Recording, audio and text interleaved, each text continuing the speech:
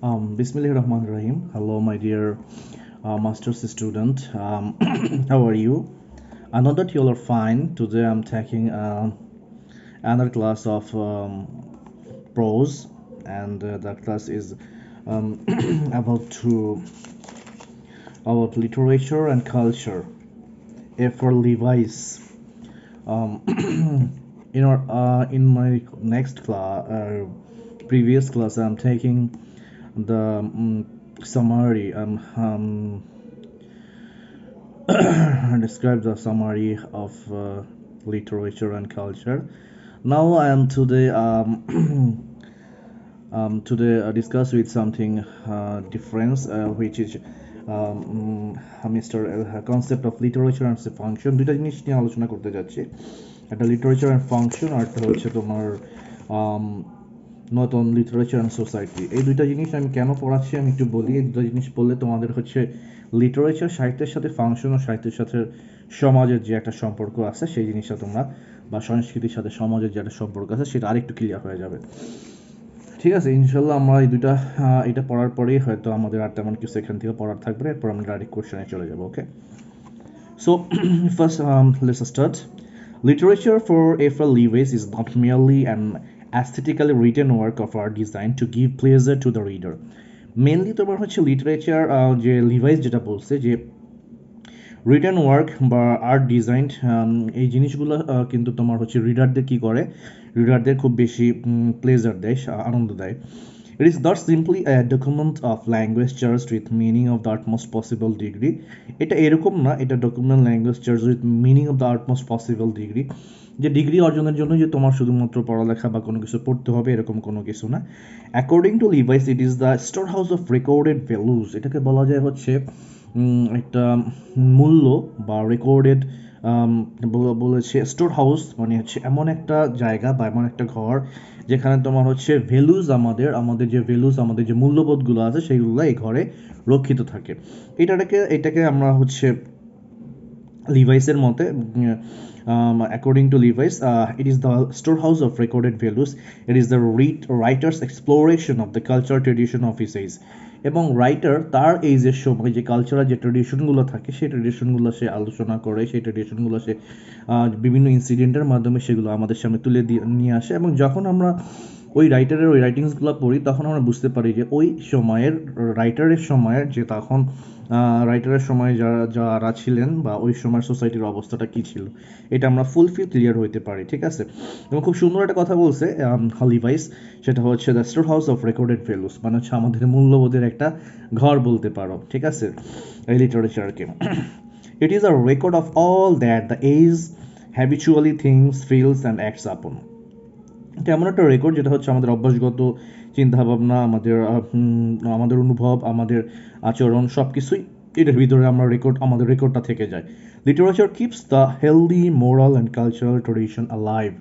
Literature কী করে তোমার একটা খুবই সুন্দর একটা নৈতিক এবং একটা সংস্কৃতিমনা একটা ঐতিহ্যগত জিনিস, সেটা সবসময় আমাদেরকে লিটারেচার সেটাকে জীবিত রাখে। ঠিক আছে, লিটারেচার সেই জিনিসগুলোকে কী করে জীবিত রাখে। আমি আর একটু বলি, this is the so much nice line. Literature keeps the healthy moral and cultural tradition alive. Healthy moral এবং কালচার ট্রেডিশনকে লিটারেচার কী করে জীবিত রাখে। So this is so much nice line. So Levi's show that যে লিটারেচারই তোমার কী করে একটা healthy একটা সোসাইটি তৈরি করতে, বা হেলদি একটা তোমার হচ্ছে কালচারাল বা মোরাল ট্রেডিশনাল কোনো জিনিসকে বাঁচিয়ে রাখে। নেক্সট যেটা আমি একটু বলবো, আলোচনা করবো, সেটা হচ্ছে আরও কিছু লিটারেচার নিয়েই। Great literature does something more to it, enriches a nation's culture, heritage and tradition in several ways. একটা গ্রেট লিটারেচার তোমার কি করে, তোমার হচ্ছে সাংস্কৃতিক আমাদের হেরিটেজ, আমাদের ঐতিহ্যগত দিকগুলোকে সেভারাল ওয়েতে, বিভিন্ন ওয়েতে এগুলাকে আমাদেরকে এনরিচ করে, আমাদেরকে ডেভেলপ করে। Great literature age after the age from the literary tradition of a nation. Great literature age after age from the literary tradition of a nation. একটা জাতির গ্রেট লিটারেচার দিনের পর দিন বছর পর বছর একটা জাতির ট্রেডিশনকে তুলে ধরে। It is an literature that the best of the Nations culture both of the past and present is kept alive and communicated to the future. খুব সুন্দর একটা কথা বলছে। লিটারেচার এমন একটা জিনিস যেটা হচ্ছে একটা ন্যাশন বা একটা জাতিকে বেস্ট একটা জায়গায় নিবে, এবং বোথ পাস্ট এবং প্রেজেন্ট, অতীতে কি হয়েছে, বর্তমানে কি হচ্ছে, and kept alive and communicated to the future, এবং এমনভাবে এটাকে কিপ্ট করে রাখে, জীবিত করে রাখে, যেটা হচ্ছে ফিউচারের সাথে কমিউনিকেটেড থাকে। ঠিক আছে, লিটারেচার তাহলে তোমাকে কি করছে আমি আরেকটু বলি, সেটা হচ্ছে তোমার পাস্ট তোমার প্রেজেন্ট সব কিছু তুলে ধরা হয়, এবং এই পাস্ট এবং প্রেজেন্টের মাধ্যমে ফিউচারের যে সাথে যে কমিউনিকেশন আছে সেটাও সেই লিটারেচার কি করে, বজায় রাখে। ঠিক আছে, সো লাইনটা আমি আরেকবার একটু পড়বো, সেটা তোমরা শোনো। It is in literature that the best of the nation's culture, both of the past and present, is kept alive and communicated to the future. It appeals to and alleviates not only the smaller section of educated people but also refines the masses. বলছে হচ্ছে এটার আকর্ষণটা শুধুমাত্র smaller সেকশনের জন্য না, ছোট্ট একটা জনগোষ্ঠীর জন্য এটার আকর্ষণটা না, অফ এডুকেটেড পিপল, যে ছোট্ট একটা জনগোষ্ঠীর শিক্ষিত মানুষের জন্যই এই লিটারেচারটা না, বাট অলসো রিফাইন্স দ্য ম্যাসেস। কিন্তু এইটার যে এটা সর্বত্র, এটা কি করে, সর্বত্র এটাকে ছড়িয়ে দেওয়া হয়। ঠিক আছে, it exercise pervasive influence upon feeling, thought, culture and standard of living. এবং এইটার ব্যবহার আমাদেরকে প্রভাবিত করে, আমাদের ফিলিংকে প্রভাবিত করে, আমাদের চিন্তাভাবনা, আমাদের সংস্কৃতি সব কিছুই আমাদের কে তোমার হচ্ছে ইনফ্লুয়েন্স করে। In brief, literature is not just an aesthetic experience but a faithful record of the author's most profound interest in life. In brief, literature is not just an aesthetic experience, এটা একটা কোনো ধরনের তোমার হচ্ছে aesthetic অভিজ্ঞতা নয়, but A faithful record, এটা একটা বিশ্বাসযোগ্য একটা record of the author's most profound interest in life, এবং তার একটা অথর্স বা একজন রাইটারের জীবনের অনেক বড় একটা কিছু এটা রেকর্ড হিসাবে থাকে, এবং এটা হচ্ছে তোমার হচ্ছে লাইফের ইন্টারেস্ট বলতে পারো। Levi says, aesthetic is a term the literary critic would do well to deny himself. Opposed to moral, it certainly doesn't generate light. ঠিক আছে,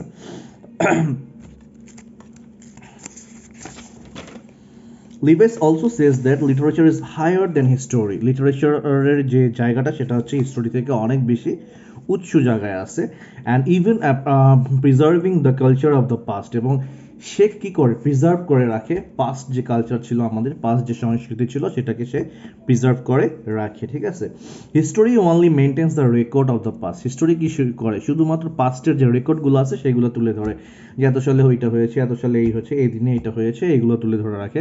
বাট এখানে লিভাইস বলছে হচ্ছে লিটারেচার হচ্ছে হায়ার দ্যান হিস্টোরি, হিস্টোরির থেকে অনেক বেশি উচ্চ জায়গায় আছে, এবং এটা প্রিজার্ভিং করে পাস্টটাকে, পাস্টের যে কালচারটাকে আছে সেটাকে প্রিজার্ভ করে রাখে। ঠিক আছে, and literature infuses life into it. Literature relives the life and culture of the past for us. আমাদের জীবনকে পুনরায় জীবিত করে, এবং আমাদের সংস্কৃতিকে, আমাদের জীবনকে পাস্টের সাথে তুলনা করা হয়। Levi's calls it the exploratory creative use of words upon experience. Levi's বলে এক্সপ্লোরেটরি আমাদের ক্রিয়েটিভ মানে হচ্ছে ব্যাখ্যামূলক এবং আমাদের সৃজনশীলতামূলক ওয়ার্ডস আপন এক্সপেরিয়েন্স, অভিজ্ঞতার মাধ্যমে এই জিনিসগুলা কি করা হয়, জিনিসগুলো আমাদেরকে মানে তোমার হচ্ছে অভিজ্ঞতার মাধ্যমে এই জিনিসগুলো, লিভাইসের কথা মতো যে অভিজ্ঞতার মাধ্যমে এই জিনিসগুলো আমাদের সামনে চলে আসে। ঠিক আছে, সো এখানে আমি যেটা আলোচনা করলাম সেটা হচ্ছে যে লিটারেচারের ফাংশনটা কি, সেই ফাংশনটা নিয়ে আমি এখানে কথা বলেছি। ঠিক আছে, টোটাল ফাংশনটা কি, সমাজে তার ভিত্তিটা কি, সমাজে সে কিভাবে নিজেদের লিটারেচার কিভাবে সমাজকে, লিটারেচার কিভাবে কাজ করে, সে কিভাবে প্রভাবিত করে, how influence the people, how influence literature the society. So everything is here in finding is the concept of literature and the function, and we now discuss about note on the literature and society. Now আমরা এখন যেটা আলোচনা করব সেটা হচ্ছে literature এবং হচ্ছে society. যে লিভাইসের মতে সোসাইটি এবং লিটারেচার যে সম্পর্কটা, সে বারবার বলেছে একটা কথা, they are interrelated with literature and society. এবং সে আরও এক জায়গায় বলেছে লিভাইস, আপনারা তোমাদের হয়তো মনে থাকবে, সেটা হচ্ছে যে literature and society are look like body and soul. Okay, if society is the body and soul is literature. So তাদের যে অবিচ্ছেদ্য তাদের একটা মিলন, এখানে একটা সম্পর্ক আমরা দেখতে পাচ্ছি, ঠিক আছে? So now we are discussing about modern literature and society, and this is very important for you. Frank Raymond Lewis was an influential British literary critic of the 20th century English literature. In 20th century English literature যেসব critics তোমার হচ্ছে critic ছিল, তার মধ্যে হচ্ছে Leavis one of the best critic.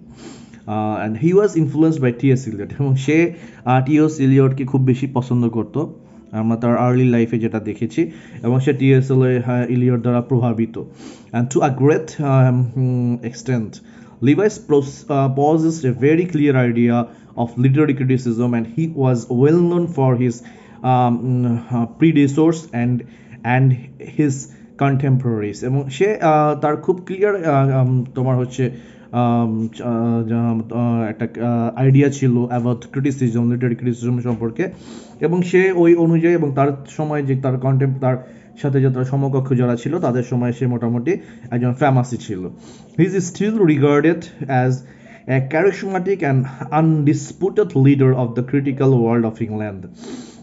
এবং তাকে বলা হচ্ছে charismatic and undisputed leader of the critical world of England, ইংল্যান্ডের ক্রিটিক্যাল ওয়ার্ল্ডের সে একজন charismatic একজন leader, and he is still regarded, তাকে এখনো এটাকে রিগার্ড করা হয় তাকে।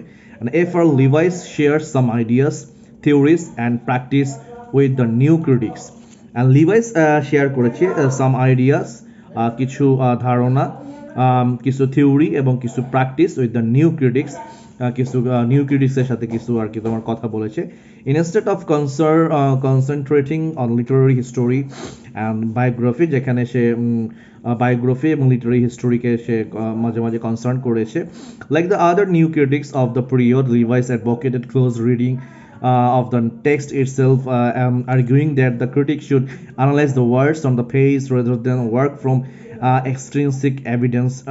সে অনেক কথা বলেছে যে ক্রিটিকদের কীভাবে হওয়া উচিত, সে ওয়ার্ড বাই ওয়ার্ড সে করবে, তার যে কোনো নিউ ক্রিটিক্স অফ দ্য পিরিয়ডের, সেই পিরিয়ডের new critics. Leavis also reading of the টেক্সটগুলো সে ইটস নিজস্ব মতো পড়ে, সেখান থেকে সে আর্গুমেন্ট করতো সেই ক্রিটিক, এবং সেখান থেকে অ্যানালাইজ করতো ক্রিটিকগুলো, এবং প্রত্যেকটা ওয়ার্ড পেজ অনুযায়ী সে তার এভিডেন্সগুলো সে দ্বারা করাইতো। And criticism for Leavis is means of objective analysis of literary works for the exploration of value judgement. এটা তোমার বলা যায় যে লিভাইস যে ধরনের ক্রিটিক্স ছিল এবং সে যে ধরনের স্টাইল পছন্দ করে, সেখানে আমরা বলতে পারি যে এক্সপ্লোরেশন অফ ভ্যালু জাজমেন্ট, সে মূল্যবোধ এবং জাজমেন্ট দুইটাই সে একই সাথে করতো। ইনহারেন্ট হিউম্যান নেচার, যেখানে তোমার হচ্ছে হিউম্যান নেচার সম্পর্কে সে বলেছে। Or an art of civilise living in literature, এবং হচ্ছে একটা সিভিলাইজ সোসাইটিতে লিটারেচার, একটা সিভিলাইজ লিভিং সোসাইটিতে লিটারেচারটা কতটা কাজ করে সেটাও সে শো করেছে, ঠিক আছে? Leavis conception of criticism is very different from the contemporary understanding of the term. লিভাইসের কনসেপশন ছিল ক্রিটিসিজম ভেরি ডিফারেন্ট, ক্রিটিসিজমটা অনেক ডিফারেন্ট ছিল তার কন্টেম্পোরারির সময়, এবং অনেকে এই টার্মগুলো অতটা বেশি আর কি জাজ করতে পারতো না। To Leavis the purpose of evaluating literature is to keep alive the tradition of the human world.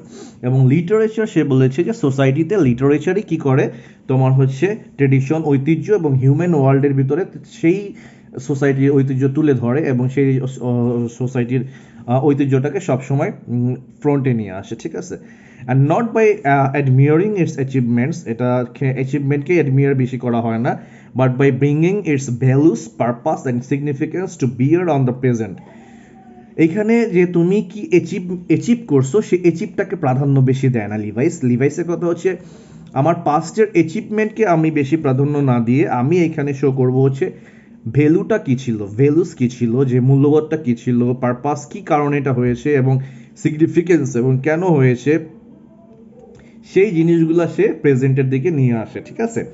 এটা হচ্ছে তার মেইন কনসার্ন, তার ক্রিটিসিজমের মেইন কনসার্নই হচ্ছে এটা। So it is the business of the critic to explore and rediscover the social culture and an art of the living behind literature. ঠিক আছে, এবং একজন ক্রিটিকের সবচেয়ে বড় কাজ হচ্ছে এক্সপ্লোর করা, কোনো কিছু রিডিসকভার করা, মানে ডিসকভার করা হয়েছে তারপরে সেটাকে আবার পুনরায় আবিষ্কার করা এবং সোসাইটির কালচারটাকে তুলে ধরা লিটারেচারের মাধ্যমে হিউম্যান বিইংয়ের সামনে। But he did not fully believe that criticism should focus only on the text itself or the words on the page. এবং সে ডিড নট ফুললি বিলিভ, এটা বিশ্বাস করে না ক্রিটিসিজম শুড ফোকাস শুধুমাত্র যে টেক্সটকে ফোকাস করবে, শুধুমাত্র যে পেজের ওয়ার্ডগুলোকে ফোকাস করবে, এরকম না। As a new critic he always looks for an objective way of analysing the text. ঠিক আছে, নিউ ক্রিটিক হিসাবে সে পুরো টেক্সটকে অ্যানালাইজিং করবে, শুধুমাত্র টেক্সট না, শুধুমাত্র ওয়ার্ড না, সব পুরো টেক্সটকে সে তোমার অ্যানালাইজ করবে। এখানে আর একটা জায়গায় সে বলেছে খুব সুন্দর কথা, the critical method of Leavis is similar to that the T S. Eliot. যেহেতু টি.এস. ইলিয়টকে সে পছন্দ করতো এবং তার প্রভাব কিছুটা ছিল, সেই ক্ষেত্রে তোমার হচ্ছে লিভাইসে তোমার হচ্ছে টি.এস. ইলিয়টের প্রভাবটা বেশি ছিল এবং সে সিমিলারিটি ছিল অনেক। His criticism is concerned with the evolution of A work of art and literature, এবং সেখানে তার যে ক্রিটিসিজমগুলোটা অনেকটা তোমার ওয়ার্ড এবং আর্ট এবং লিটারেচারের সাথে জড়িত। His criticism is often based on the response of his students in the classroom, এবং অনেকগুলো ক্রিটিসিজম আছে যেটা হচ্ছে সে ডিরেক্ট ক্লাসরুমে স্টুডেন্টের রেসপন্স পেয়েছে। The basis of his criticism lies in the interest in culture and the problem of maintaining a tradition. সে তার বেশিরভাগ ক্রিটিক্সগুলো ছিল হচ্ছে তোমার কালচার নিয়ে, এবং হচ্ছে তোমার বলা হয়েছে যে problem of maintaining a tradition, এবং একটা কালচার নিয়ে এবং সেই সোসাইটিতে যে ঐতিহ্যগুলো আছে সেই ঐতিহ্যগুলোকে কীভাবে মেনটেন করা হয় সেই ট্রেডিশনটাও সেটাও সে এখানে অনেক জায়গায় সেটা শো করতো। On his early books mass civilisation and minority culture, একটা তার বই ছিল mass civilisation and minority culture, examines this problem of maintaining a right tradition of moral and aesthetic taste. একটা রাইট, একটা সঠিক ঐতিহ্য এবং সেটার সাথে নৈতিকতা এই জিনিসগুলো মেনটেন করা উচিত। In his criticism of the authors, what he seeks in the quality of life presented, and he is not interested in the form of work of literature apart of his contents.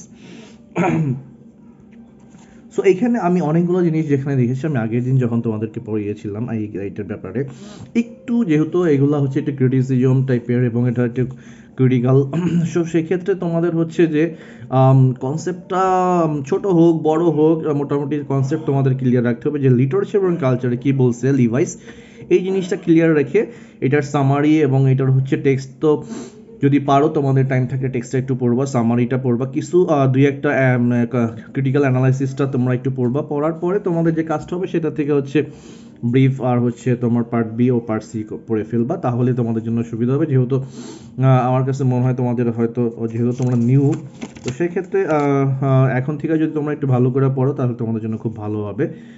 ইনশাল্লাহ আমরা খুব recently হয়তো আমরা আবার অফলাইনে চলে আসবো। So অফলাইনে চলে আসলে তো তোমাদের কোনো টেনশন নেই, ইনশাল্লাহ তোমরা অফলাইনে খুব ভালোই যদি তোমরা অ্যাটেন্ড থাকো তাহলে ভালো হবে, ঠিক আছে। আর তোমরা যারা ক্লাস করতেছো বা ক্লাসটা যখনই দেখো, আমি তোমাদের কাছে একটা রিকোয়েস্ট করব, সেটা হচ্ছে যে তোমরা তোমাদের আইডি থেকে জাস্ট শুধু তোমার রোল নাম্বারটা দিয়ে দিও। রোল নাম্বারটা দিয়ে দিলে আমরা অ্যাটলিস্ট একটু জাজ করতে পারবো যে কতজন স্টুডেন্ট যে ক্লাসগুলো দেখতে পারলো, এবং এটা আমরা পরবর্তীতে এটা আমরা আমাদের কনসার্নে রাখবো, ঠিক আছে, ইন ফিউচারে, ঠিক আছে। So thank you very much, আল্লাহ হাফেজ, তোমরা সবাই ভালো থাকো। এবং আমার এইটার মাধ্যমে আজকের লিভাইসের কালচার এবং হচ্ছে সোসাইটি এবং কালচার সম্পর্কে মোটামুটি ফুল ধারণা তোমাদের হয়ে যাবে। আর ইনশাল্লাহ আমরা পার্ট সি, পার্ট বি এবং পার্ট ই নেক্সট ক্লাসে অবশ্যই আলোচনা করে আমরা এই সোসাইটি এবং লিটারেচার থেকে আমরা অন্য টপিকসে চলে যাব, ঠিক আছে। ওকে, সো ঠিক আছে, থ্যাংক ইউ ভেরি মাচ, আল্লাহ হাফেজ, সবাই ভালো থাকো, stay safe in your home, thank you very much.